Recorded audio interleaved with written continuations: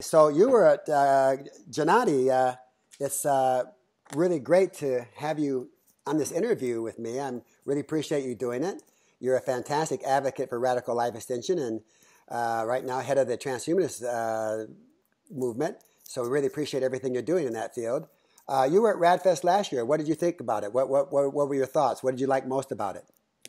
What I liked most about RAAD Fest in 2016 was the opportunity to meet a wide variety of eminent life extension advocates such as Aubrey de Grey and Bill Andrews, and to have conversations with people. Can you give me a very brief idea of what you're going to speak on at RAAD Fest? What exciting new information you'll be bringing to RAAD Fest?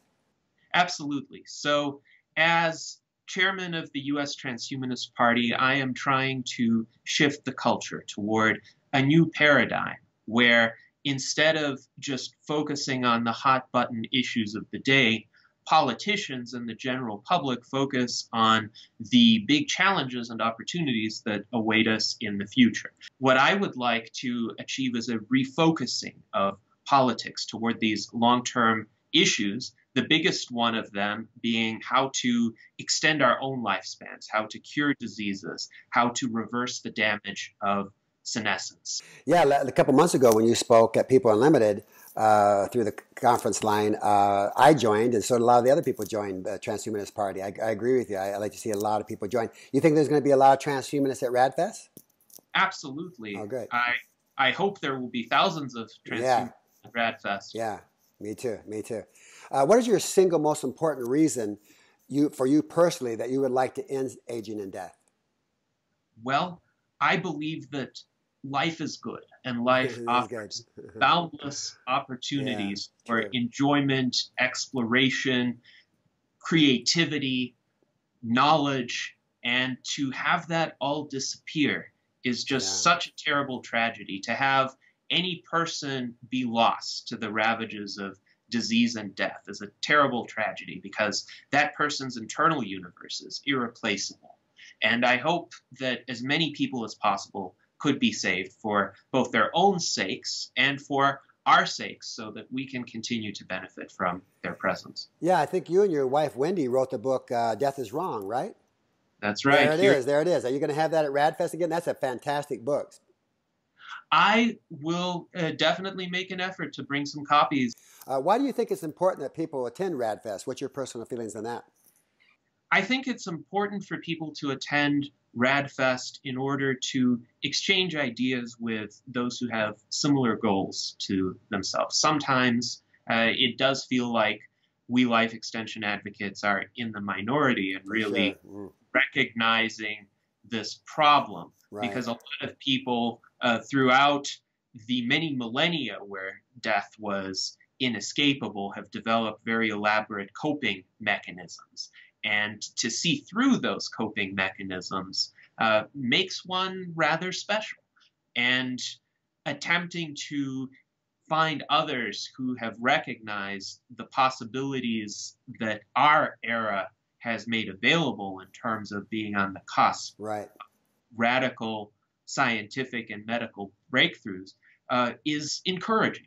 And I think to find out what the leading scientists in the field are doing, to find out where transhumanist philosophy and politics are headed, what other fields of emerging technologies could assist us in achieving indefinite lifespans would be quite valuable for anybody who takes an interest in these matters. Yeah, very well said. Thank you. Now, you're a good thought leader. You're always going deep with your different ideas you have around life extension and radical life extension. How important is it that you think that it is to have a strong, united community moving together to end aging and death? I think it is important to keep this core goal in mind because a lot of times different people will have different ideas about how to get there, but having that shared objective, I think, really enables dialogue. Yes. And it really enables people to see what the strengths of our respective approaches might be and how we can build something cohesive that can then benefit the entirety of humanity. the fact is, right now, we haven't solved the problem of aging yet. But I think some of us have some of the pieces to that puzzle. We're on our way. We're on our way. And some of us may develop more of the pieces needed to complete that puzzle in the future. So I do think it's important to continue to collaborate, to be open to new possibilities and new discoveries, and see what our colleagues in the life extension movement have to offer. Yeah. Is there anything you'd like to add that maybe, I didn't ask you or you didn't get to say to this interview before we close? Well, I would say in terms of the potential for growing the transhumanist movement, I see a really positive potential there if we can convince people to kind of break free from existing ideological packages and paradigms. So true. So true.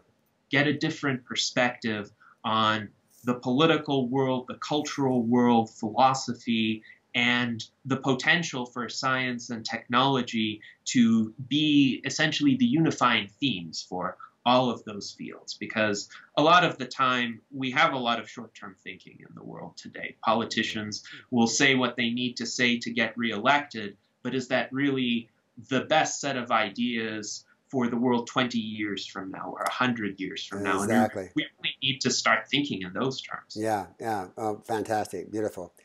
Okay, well, again, thank you so much. And I'm going to look forward to seeing you and Wendy both at RAAD Fest. Absolutely. Thank you. Thank you.